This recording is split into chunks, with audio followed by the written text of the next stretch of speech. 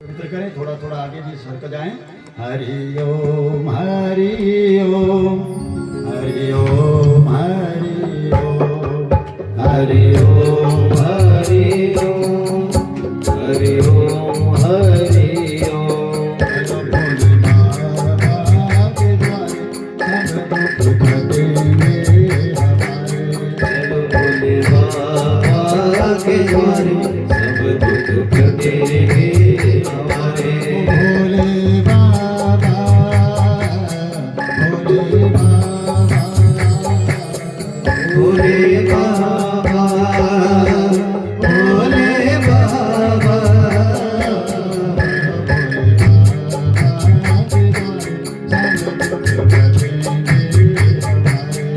भोले बाबा के द्वारे सब दुख कटेंगे। इस प्रकार से बंधु एक पुष्प वाटिका थी। शंकर भगवान ने जब पार्वती को देखा तो पार्वती ने श्रृंगार किया और बाग में ऐसे घूम रही थी तो दृष्टि पड़ी तो मन आसक्त हो गया। कैसे आसक्त हो गया कि देखो देवी पार्वती भगवान कह रहे हैं कि देवी तुम इस प्रकार से प्रभु मेरे को देख रहे हो, कुछ आश्चर्यजनक दृष्टि आपकी लग रही है। क्या आज से पहले मेरे को नहीं देखा कभी? बोले नहीं, मैं विचार कर रहा हूँ ना कि स्त्री का शरीर देखो कितना सुंदर रहता है, प्रत्येक पुरुष की नजर जो है उसके ऊपर पड़ी रहती है। बोले गोविंद भगवान की जय। तो देखिए ना देवी पार्वती, अब मैं संसार में जो स्त्री का रूप लेना चाहता हूँ ताकि सब फिर मेरे ऊपर जो आकर्षित हो जाए। तो इस प्रकार बोले ऐसा कैसे संभव होगा? तो भगवान तो कुछ भी कर सकते हैं। बोले अब आने वाला जो द्वापर युग होगा तो उसमें जो राधा बनेंगे वो मैं रूप राधा का लूंगा और तुमने जो है पुरुष का रूप लेकर के शंकर का जो रूप लेना। तो हरि अनंत हरि कथा अनंता। तो बोलते स्त्री को जो है श्रृंगार करते हुए अच्छी लगती, पर बुद्धि में किसी प्रकार का कोई विकार नहीं आना चाहिए। प्रत्येक व्यक्ति प्रत्येक पुरुष की नजर जो प्रत्येक स्त्री पे रहती है। बोले गोविंद भगवान की। तो ये भगवान की माया प्रिय श्रोताओ।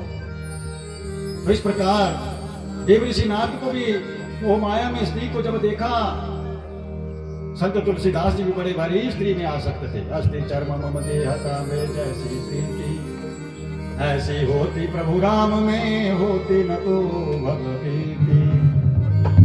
तो इस तरह से बंधुओं देव ऋषि नाथ ने क्या किया? अभी तो कह रहा था मैंने काम के ऊपर विजय प्राप्त कर ली, तो अभी उस सुंदर वो और कोई नहीं थी श्रीमती, वो भगवान लक्ष्मी ही थी। और नारायण ने ऐसी लीला रची थी कि मेरे भक्त को अभिमान हो रहा है और इस प्रकार से बुद्धि में विकार उत्पन्न हो गया कि राजन इस बेटी की आपने शादी करनी है तो शादी नहीं करनी। बोले तब क्या करना? बोले इसका स्वयंवर करना और इसके स्वयंवर में शर्त रखना। जैसे राम विवाह में धनुष की शर्त थी और द्रौपदी के विवाह में भी शर्त रखी गई थी, तो स्वयंवर में शर्त थी।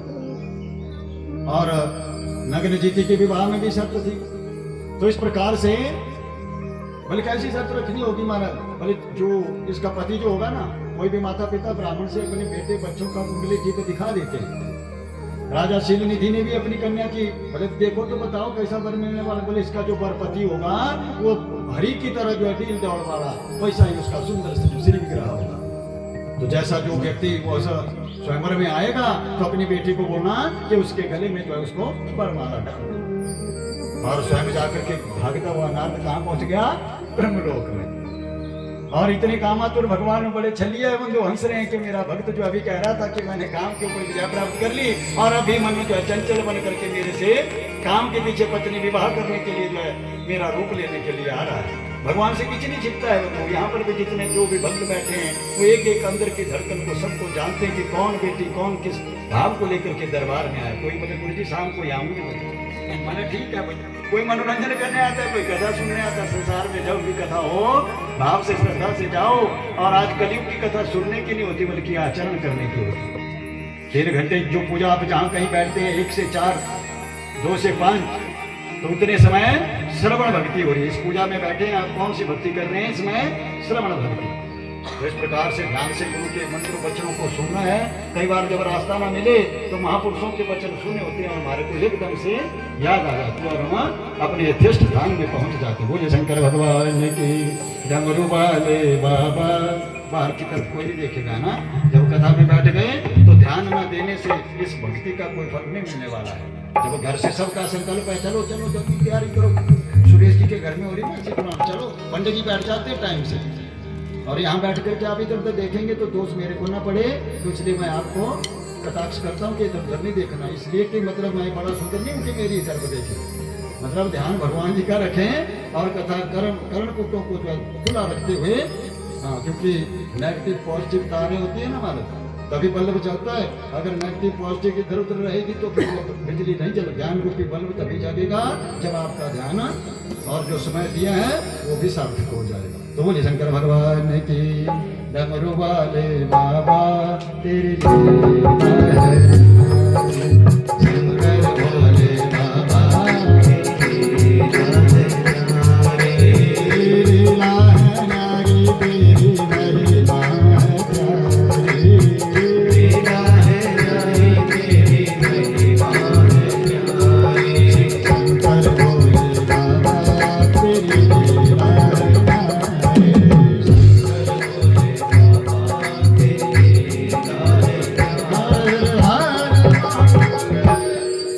इस तरह से प्रिय श्रोताओं, नारायण ने कहा कि बेटा नारायण तो बड़े प्रसन्न हो, क्या चाहते हो, किस लिए आए अपने प्रभु, बता सकते हो मैं आपका भक्त हूँ कि नहीं हूँ। बोले भाई तू ही तो मेरा भक्त है और तो है नहीं कोई भी, तो बताओ क्या चाहते हो। बोले प्रभु अगर मैं आपका भक्त हूँ तो जो मैं मांगूंगा आप मुझे दोगे। बोले बिल्कुल दूंगा, तेरे लिए तो कोई भी आदि है नहीं, तो मांगो। बोले देखो प्रभु क्या एक दिन के लिए आप मुझे अपना हरि वाला हुआ रूप दे देंगे। बोले किस लिए चाहिए। बोले प्रभु प्रश्न उत्तर नहीं करने होंगे, अगर देना है तो दे दीजिए, हाँ सवाल जवाब नहीं होना चाहिए। बोले क्या चाहते। बोले ठीक है, तो जादू दे दिया, एवमस्तु, कहने का मतलब ऐसा ही होगा जो तू मांग रहा है। हरि कहते हैं संस्कृत में बानर को, और तत्काल मुख बानर का लग गया ढील डोल। तो उन दिनों बोले वो जो दर्पण यंत्र हुआ करते थे ना, हमारा शीशा वगैरह ये नहीं हुआ करते, और नारद ने अपना मुख तो देखा नहीं कि मैं बानर मुख लेकर के आया हूँ शादी करने, चला गया श्रीमती लक्ष्मी से शादी करनी है भैया। तो बड़े राजकुमार आए थे देश देशांतर से, यथार्थ स्थान खड़े हुए थे, और देव ऋषि नारद भी एक पंक्ति में हाँ बढ़िया अपना सुंदर श्रृंगार किया है, खूब शादी तो हो जाएगी आज। तो इस प्रकार से चला गया बंधु। जब श्रीमती ने हाथ में जो पुष्पमाला ली थी, नारद के पास रुकी जरूर, देखा कि दिल डोल तो हरि की तरह है पर मुख जो है बानर का, वो वहां से आगे हो गई।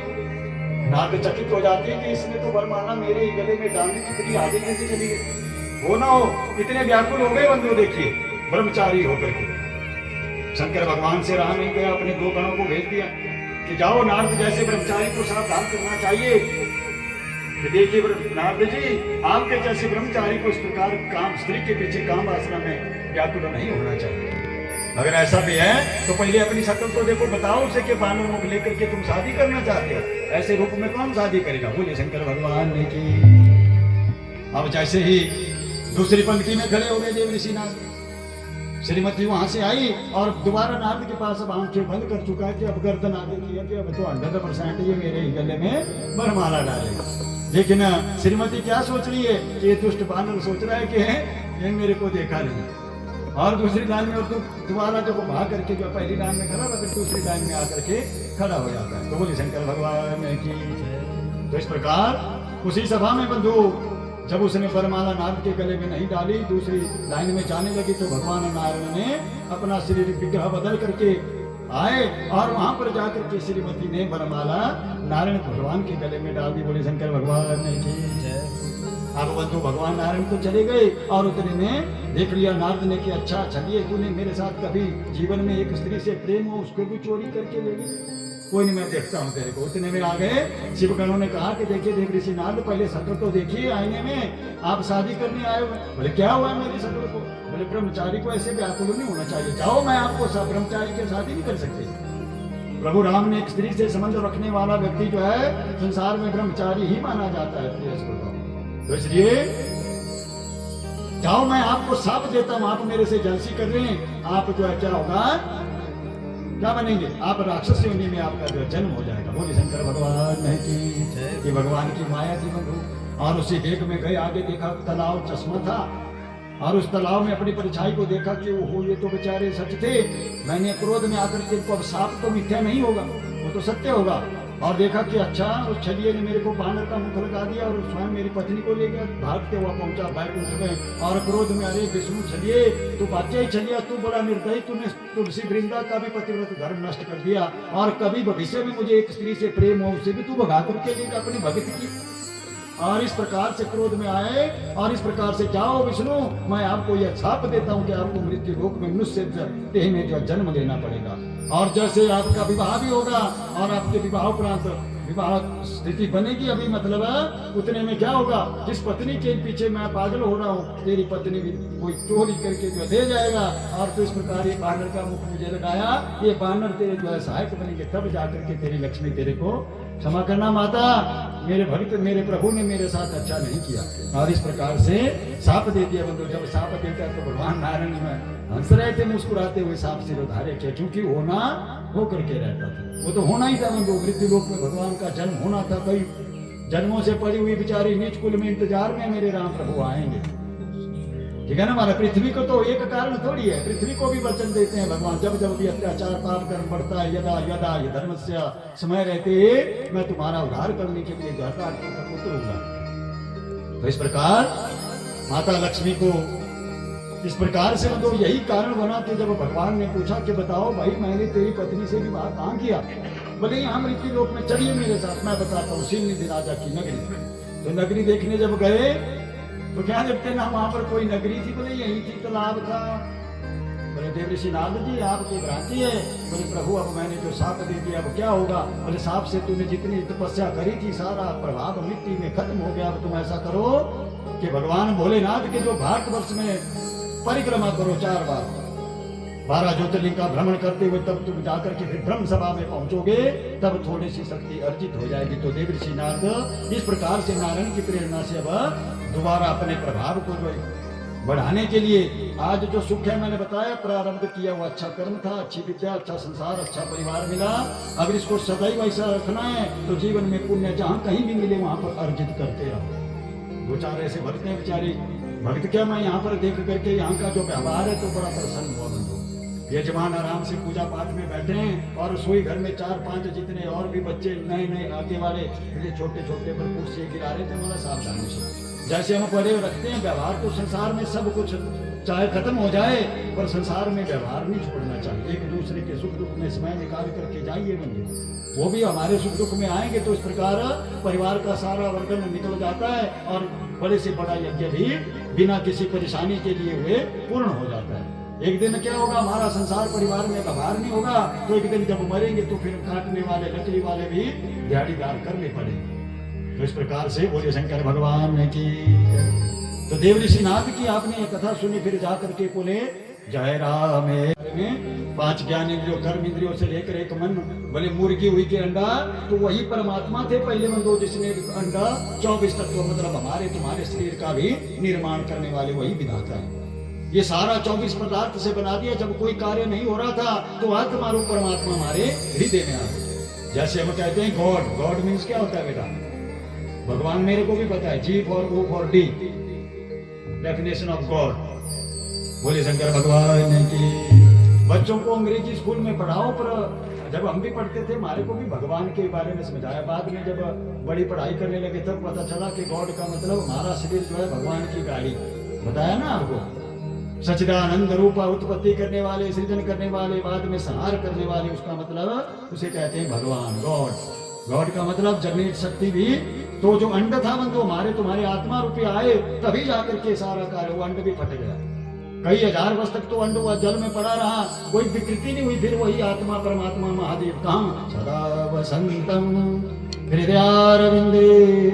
तो भगवान बाहर नहीं है मतलब जितनी धरा के ऊपर बताया स्त्री पर बुद्धि अपनी अपनी दृष्टिपात अपना अपना। जितनी स्त्रियां हैं सब पार्वती का ही रूप हैं और जितने शंकर हैं वो सब पुरुष का रूप लेकर के। पर विचारधारा सबकी मेरे तन में भी राम तेरे, क्या पता मेरे में हो आप में ना हो सकता है ऐसा।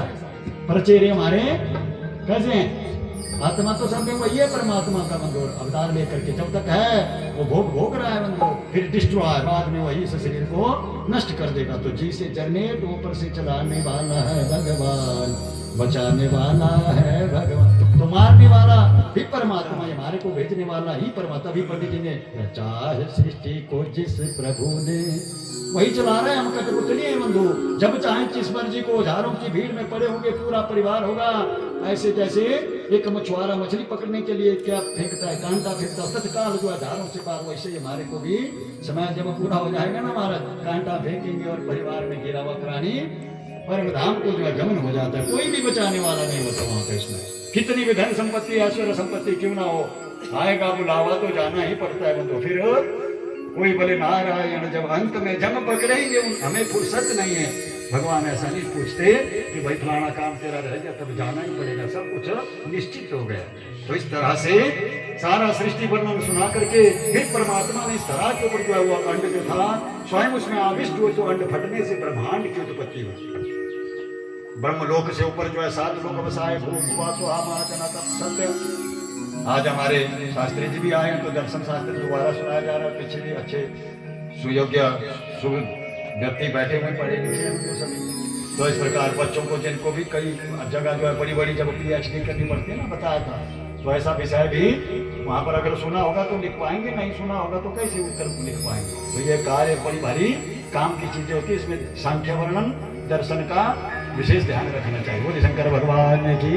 तो फिर समुद्र के नीचे का जो भाग था उसमें 7 लोग और बसाए, बीच में निकले शांताकार भुजग शयनम, शेष सैया में विराजमान, चारों हाथों में शंख चक्र गदा, कौस्तुभ मणिरत्न वस्ता, सर में कानन मगरमच्छ के शिखर वाले कुंडल, लक्ष्मी जी के चरण अरविंद में नाभि कुंडल से जो बेटा कौन कह रहे हैं, वो ब्रह्मा जी सुना रहे बेटे नारद। वही प्रसंग सुना रहे हैं सूत जी को सौन का 88 पीछे 6 दिनों से। और वही प्रसंग में यहाँ पर माता जी बैठी सुरेश जी की, इसके भाव देखिए। गुरु पहले भी भागवत घर में वहां शिव पुराण करने 4 धाम का फल जो शिव बोले 100 वाजपेयी यज्ञ कर लिए जाए, अश्वमेध यज्ञ कर लिए जाए, शिव पुराण की जो है 16वीं कला के बराबर उनकी बराबरी नहीं है। आप दौड़ते रहो, वहां पर जाएंगे फिर बोलो बनी गंजी की थी वहां पे, तो ऐसा था लुटेरे बड़े भारी, ठीक है ना। वहां जाते हैं सभी तो यही सुनाते, तो लुटेरे देखने नहीं जाना जहाँ पर देना खुले आते हैं, है ना। जैसा भी मांगते हो देना, नहीं तो जाना ही नहीं बंदो। या तो इस प्रकार से देखा देखी में बड़े सौभाग्य से मिलता है बंदो तीर्थ का अपना प्रभाव, तो तीर्थ में जाकर के फिर उसकी निंदा करना उल्टा पाप का अधिकारी बन जाता है। तो धन्यवाद देता हूँ देवी को। पहले भागवत की कथा हुई, अब शिव पुराण 4 धाम, यही तो 4 धाम है। रोज भंडारे हो रहे, सब भक्त खा रहे, 4 धाम में हम 10 रुपये देंगे तो लूट लिए क्या, कोई फर्क नहीं पड़ता है बंदो। वो दान देने से धन ना कटे, अगर हो तो देंगे, नहीं होगा तो भिखारी बनेंगे। अगली बार होते हुए जो नहीं देता वो क्या बनता है, भिखारी बन जाता है। सुनाइए मैंने कई प्रकार के दृष्टांत स्वरूप आपको कथा में। तो इस प्रकार कथा में अमल करना है, तभी जाकर के श्रवण भक्ति सार्थक होती है। तो भैया श्रोताओ, ऐसे विधाता ब्रह्मा जी ने फिर विष्णु नारायण के माध्यम से जो नाभि मंडल से ब्रह्मा जी का प्रादुर्भाव हुआ, तो ब्रह्मा जी प्रकृति में प्रथम पुरुष थे, तो इधर उधर देखने लगे, बोले ढूंढा जन्म स्थान, तो नारायण प्रभु ने कहा कि तुम तप करो। फिर मैंने तपस्या की, तो नारायण ने मुझे उपदेश दिया, वही उपदेश जो आदि काल में जब हम दोनों आपस में लड़ने लगे थे, जब मैंने सोचा कि पंच भौतिक सृष्टि में पृथ्वी आकाश वायु अग्नि जल सब कुछ, जड़ जंगम कीट पर पौधे सब कुछ बन गया था। और इस पंच भौतिक सृष्टि में आदि काल में कौन हुए, आदि ब्रह्मा जी हुए, क्योंकि भगवान तो पाताल में रहते हैं। भिक्षु नारायण का घर कहाँ है, नार कहते हैं जल को अयन में, उनका अयन कहते हैं घर में, जिसमें जल में घर में, इसलिए उसको नारायण। तो देखा पंच भौतिक सृष्टि में मैं ही सबसे श्रेष्ठ हूँ, सबसे बड़ा हूँ। और एक दिन घूमते हुए आया, उठे बेटा पुत्र मैं तेरा ईश्वर आया हूँ। ब्रह्मा जी कहने लगे, नारायण ने कहा नहीं बेटा तू मेरा बेटा, मैं तेरा पिता हूँ। और इस विवाद को लेकर सुना तो आपने बड़ा भारी विवाद हो गया। तो स्वयं भू शंकर भगवान जो आदि महादेव आत्मा को देख सकते आप, मैं आपसे प्रश्न कर रहा हूँ, आत्मा को देख सकते, तो परमात्मा को देखने के लिए भी हमारे पास आंखें तो हैं, ये संसार को ही देख सकती है। उनको देखने के लिए ज्ञान रूपी चक्षु चाहिए, जहाँ पर वायु की भी पहुंच नहीं लेती, पुकारती है प्रिय श्रोता। और इस प्रकार वही परमात्मा आदि महादेव जी के जहाँ ज्योतिर्लिंग दोनों के बीच में उत्पन्न हुआ, और वहां से कई प्रकार महामृत्युंजय मंत्र 100 अक्षर का मंत्र जानते हैं आप, जिसे अमृत संजीवनी कहते हैं। वो वेद माता गायत्री मंत्र के द्वारा महामृत्युंजय मंत्र को संपुट किया गया, तो उसे कहते हैं अमृत संजीवनी मंत्र। और महामृत्युंजय मंत्र एक 22 अक्षर का है, 12 अक्षर का भी है जो महामृत्युंजय नहीं है। 12 अक्षर मंत्र जो हम जपते हैं ना, ओम जुम सा मम पालया पालया, ये 12 अक्षर का मंत्र है। और 52 अक्षर का मंत्र त्र्यंबकम यजामहे सुगंधिं, पंचाक्षर मंत्र को ओम जोड़ने तो षडाक्षर बन जाता है, वैसे वो पंचाक्षर मंत्र है ओम नमः शिवाय। नाव है इस तरह से पार उतारने वाली सबसे बड़ी नाव। तो इसके बारे में पहले ही प्रवचन कर चुके हैं बंधु, तो पीछे नहीं। अब एक बेटी बोल रही थी कि गुरुजी वो कीर्तन एक बार सत्संग ऐसी बहती गंगा की तरह होता है ना, नदिया का पानी जैसे वापस नहीं आता, वैसे जो आपको पीछे 6 दिन सुना दिया वापस नहीं, केवल स्मृति बनाने के लिए सुना रहा हूँ। बोले शंकर भगवान की। तो अब आगे को ही वैसे भी बीते हुए समय के लिए ज्यादा चिंता में नहीं रहना चाहिए, क्योंकि वो समय तो व्यतीत हो गया होता है ना, हमारा आएगा पिछला कल आज आ जाएगा। तो समय को पकड़ना तो पहले से ही बनाना पड़ेगा बंधु, फिर बाद में सोचेंगे जब पछताए हो तो तब चिड़िया तो उसके लिए ज्यादा टेंशन में नहीं रहना चाहिए। वर्तमान के बारे में भविष्य में जो है जो हुए हैं कोई प्रकार किसी प्रकार अनहोनी या चेष्टा कोई गलती हो जाती तो आगे के लिए भविष्य में उसके सुधारने का प्रयत्न करना चाहिए। बोले शंकर भगवान की। और पंडित जी से भी प्रार्थना रहती, जब भी मेरी आरती लगाई से जो तो पुचारी हल्की जो दूंगड़ी जब लाई, तो मैं यहाँ हमारे बाबा जी थे महाराज क्या बोलते नीचे नागचड़ा में, तो उनकी इतनी बड़ी बड़ी दीपक होते थे कि 5-7 जगह के 8 जगह पे घुमाते, तब उतनी वो बेचारी कभी शांत होती थी। तो कई जगह ऐसा होता है महाराज, हमारे हिमाचल में भ्रांति भी रह जाती, कई बार हो जाता है ऐसे कि कहीं आरती है तो गुरु जी बुझी की आरती, कहीं पूजा कराने वाले का मुख होना चाहिए और पूजा करने वाले का मुख पूर्व की ओर होना चाहिए। बोले शंकर भगवान की। तो यह विधा 5 प्रकार के यज्ञ में होते हैं, अध्वर्यु होता है, उद्गाता होता है, एक वक्ता होता है, एक प्रसोता होता है महाराज। ये 5 प्रकार के यज्ञ में अध्वर्यु भी होता है जो सामग्री जुटाएगा, जितने ब्राह्मण आपसे नहीं हो सकता तो पंडितों को बोलो साथ में सहयोगी, हाँ भाई महाराज सारी व्यवस्था रख देना, मैं आचार्य हूँ, मैं मंत्र ही पढ़ने आऊंगा बस। फिर अपने विधि के लिए चाहिए तो भी एक आधे की सहारा ले सकते। बोले शंकर भगवान की। तो जानते हो अगर ऐसा होता है फिर तो क्या होता है बंधु, थोड़ा सा फिर उसमें गड़बड़ भी हो जाती है, पर शुक्र करो ऐसा कुछ नहीं होने वाला। हमारा तो जीवन व्यतीत है बंधु इस समय आधे से ज्यादा आयु कुछ बाल्यकाल में, फिर ठीक बाल्यकाल में जब बुद्धि विवेक वाली हुई तो हमने उससे उसी समय ये भगवान का प्रचार का कार्य गुरु आशीर्वाद से हमारे को मिल गया। अब सुबह शाम चलते फिरते जिस चीज का पता है वो बताते हैं।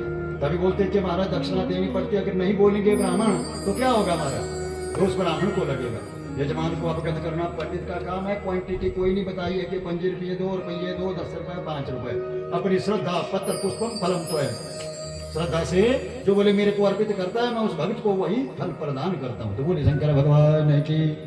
तो ऐसे कथा सुन रहे थे बंधु, भगवान ब्रह्मा जी का विवाद होने पर महामृत्युंजय मंत्र निकला और 52 अक्षर का मंत्र त्र्यंबकम को लेकर के अगर फिर इसको हम एंटीबायोटिक करना हो तो इसको ओम हम जुम्स व्याहृतियों द्वारा जो इसको संपुट किया गया, स्क्वेयर किया गया, तो यही मंत्र महामृत्युंजय मंत्र बन जाता है, एंटीबायोटिक बन जाता है। तो इस प्रकार से सारे मंत्र जो है उस ज्योतिर्लिंग से निकले बंधु। कई जगह ऐसे बोलते हैं कि शिव जी भगवान जी ने डमरू बजाया और डमरू के जो है शब्द से जो है 24 सूत्र निकले, जिसके 42 प्रत्याहार और सारे धरा के ऊपर भाषा जो भी हमारे को ज्ञान हुआ ये शिव जी के डमरू से हुआ था। बोले शंकर भगवान की।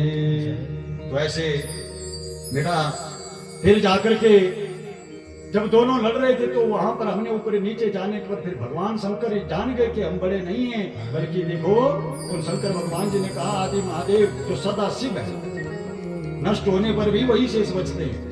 तो उन्होंने क्या किया, हमारे दोनों को कार्य दिया कि देखो ब्रह्मा जी आप सृष्टि के रचयिता बनेंगे और विष्णु को बोला तुम पालना करोगे, और जब समय आएगा तो ब्रह्मा जी मैं आपके भ्रुकुटी मध्य से इस धरा के ऊपर अवतार साकार रूप धारण करूंगा और उस समय मेरा नाम हो जाएगा रुद्र।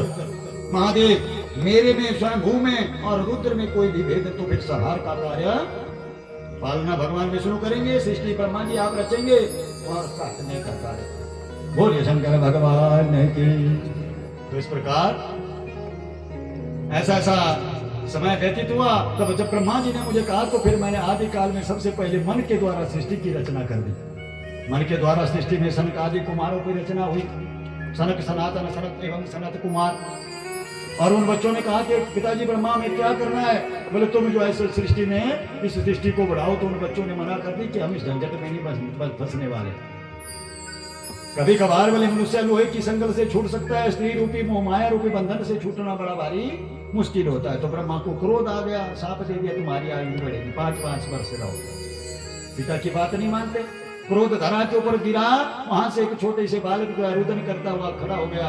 बोले महाराज मेरा क्या नाम होगा? बोले तेरा नाम रो रो रुद्र होगा, तेरा नाम महेश होगा, तेरा नाम असंतोष होगा, तेरे एक नहीं तेरा नाम भीम होगा, तेरा नाम शंकर होगा, एक नहीं तेरे 11 नाम होगा। बोले क्या करना? बोले भूत प्रेत की सृष्टि की रचना शुरू कर दी। बोले सृष्टि को बढ़ाओ।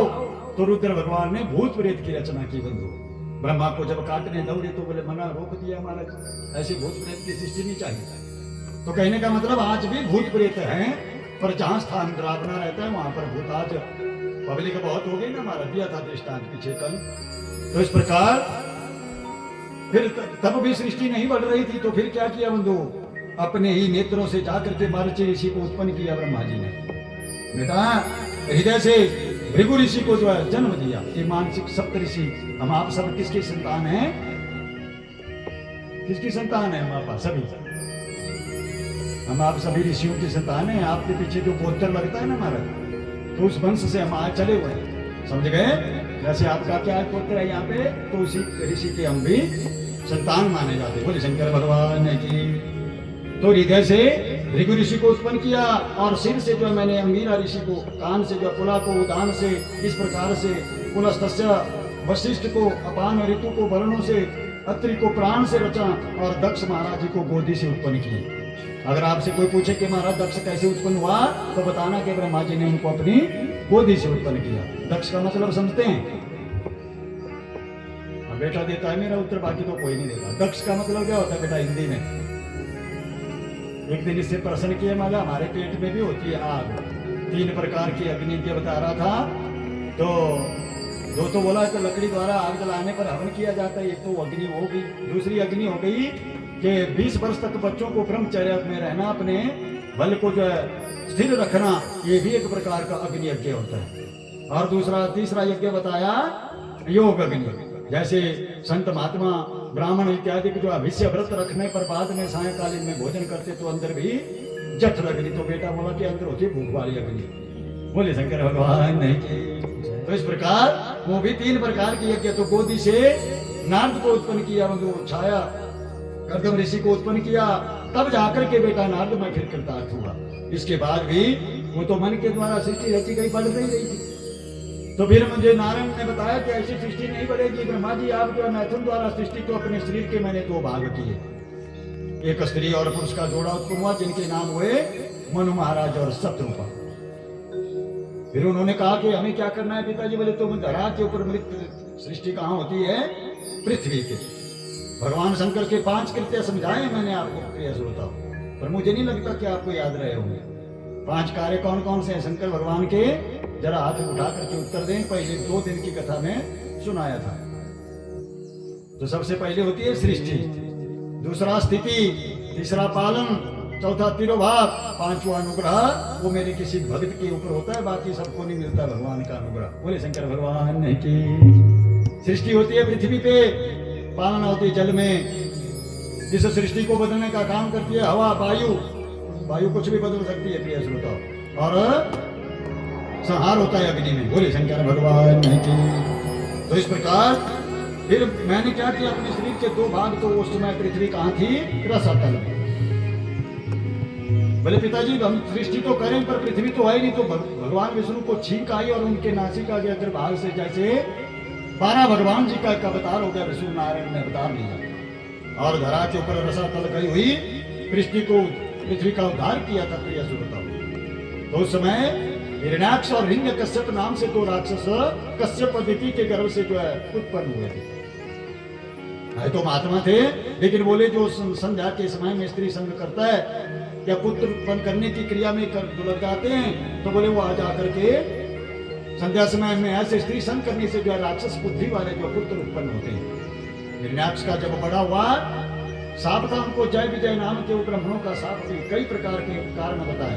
भृगु ऋषि का भी साप है, ब्राह्मणों का साप है, नारद का साप है, पृथ्वी की प्रार्थना है। 4 कारण तो ऐसे ही मोटे मोटे मैं समझा रहा हूँ भगवान का धरा के ऊपर आने का। तो वही बने थे जय विजय। प्रथम सर्ग में बने हिरण्याक्ष और हिरण्यकश्यप। हिरण्याक्ष को जब बड़ा हुआ तो अपने बल का अभिमान होने लगा, कोई है मेरे हाथ की खुजली मिटा सके संसार में। घूमता हुआ वरुण के पास चला गया। वरुण देवता ने विचार कर लिया कि जब तक शत्रु की शक्ति का अनुभव ना हो तो नीति कहती है उससे युद्ध नहीं करना चाहिए बल्कि उसकी शरण ग्रहण करने। बोले भाई तेरे हाथ की खुजली मैं नहीं मिटा। बोले तब और कौन है? बोले नारायण भगवान के अलावा तेरा मनोरथ कोई नहीं। बोले वो कहाँ मिलेंगे? बोले वो तो वैकुंठ में रहते हैं। अब नारायण को ढूंढने जा रहा था, रास्ते में देव ऋषि नारद तो एक ही मंत्र चलते चलते फिरते नारायण गा रहे थे। बोले बता सकते हो नारायण का? बोले तू क्यों मिलना चाहता है? बोले मेरे हाथ की खुजली है ना, मैं उनसे युद्ध करना चाहता हूँ। नारद मुस्कुराए के लगता है इसका वह काले और सर के ऊपर घूम रहा है, नारायण को ढूंढ रहा है। बोले वो तो पृथ्वी का उद्धार करने के लिए अभी 12 बने, जाओ पाताल में रसातल में तेरे को मिल जाएंगे। 12 भगवान ने गोल घूमते हुए पृथ्वी को ताड़ के ऊपर उठाया था और उतने में हिरण्याक्ष ने टांग से पकड़ लिया कि मेरे हाथ की खुजली को शांत करो। थोड़ा सा झटका भगवान जी ने पृथ्वी को समुद्र के ऊपर स्थापित किया। फिर जाकर के उसके साथ जो 10,000 वर्ष तक युद्ध करने पर बाद में क्रोध आया तो उसके पेट की विदीर्ण कर दिया, मतलब फाड़ दिया, आंतें निकाल दी बंदो। तो पृथ्वी का नाम उसके रक्त गिरने पर मेद पड़ गया। फिर उसका छोटा भाई था जिसका नाम हुआ हिरण्यकश्यप, जो पत्नी थी एक नाग कन्या, जो भागवत में विस्तार कथा कही गई है। तो उनके यहाँ पर वरदान उसने भी बंदो ऊर्ध्वभाव नवो दृष्टि पाद, एक पांव के अंगूठे के ऊपर खड़े होकर के आसमान में ध्यान केंद्रित किया और ब्रह्मा जी को प्रसन्न करने लगा था। पत्नी क्या जो गर्भवती थी, मैंने बताया कि इंद्र को जो भय रहता है कि कोई तपस्या करके मेरे आसन को न छीन ले तो क्यों ना मैं क्या को ही मार दो, फिर कहाँ आएगा हिरण्यकश्यप का पुत्र। तो नारद ने बचा दिया, अभी तो माँ के गर्भ में है। आप कैसे कह सकते कि महाराज ये देवताओं का शत्रु होगा, भगवान का भक्त। बोले महाराज मक्की के ऊपर मक्की लगेगी कि गेहूं उग जाएंगे। बोले मैं तसल्ली तेरे को देता हूँ, भगवान अगर कुछ भी करना चाहे तो कुछ भी कर सकते हैं, तो सुप्रीम पावर है, उसके ऊपर संशय नहीं करना है। हनुमान जब वो उड़ सकते हैं तो हमारी तुम्हारी थोड़ी शक्ति है उड़ने की, तो संशय नहीं करना। वो छोटे भी हो सकते हैं, बड़े भी हो सकते हैं, उनके पास पावर समर्थ है के ऊपर संशय नहीं करना चाहिए।